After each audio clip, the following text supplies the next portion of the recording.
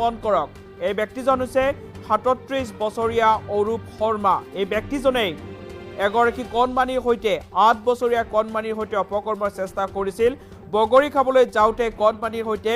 অপকৰ্ম সংঘটিত কৰাৰ চেষ্টা কৰিছিল এইজন লম্পট অৰূপ শৰ্মাই তাৰ পিছতেই সমগ্ৰ ঘটনা কণমানিয়ে পৰিয়ালক অৱগত কৰিছিল আৰু তাৰ পিছত পৰিয়ালৰ লোকে এজাহাৰ দাখিল কৰিছে হেলেম আৰক্ষী থানাত এজাহাৰ দাখিল কৰিছে পৰিয়ালৰ লোকে আৰু পৰিয়ালৰ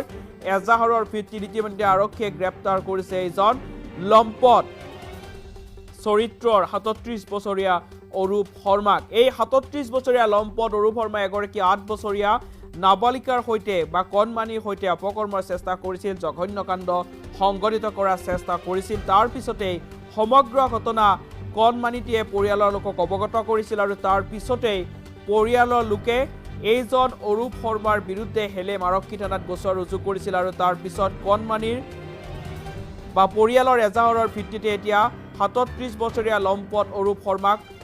আৰক্ষীয়ে গ্ৰেপ্তাৰ কৰিছে অৰ্থাৎ কণমানিৰ সৈতে অপকৰ্ম সংঘটিত কৰি এতিয়া ৰঙাখোৰৰ আলহী হৈছে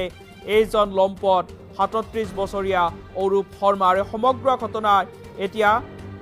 জোকাৰি গৈছে অঞ্চলটো গহপুৰত সংঘটিত হৈছে মানৱ সমাজক লজ্জানত কৰা এই জঘন্য ঘটনা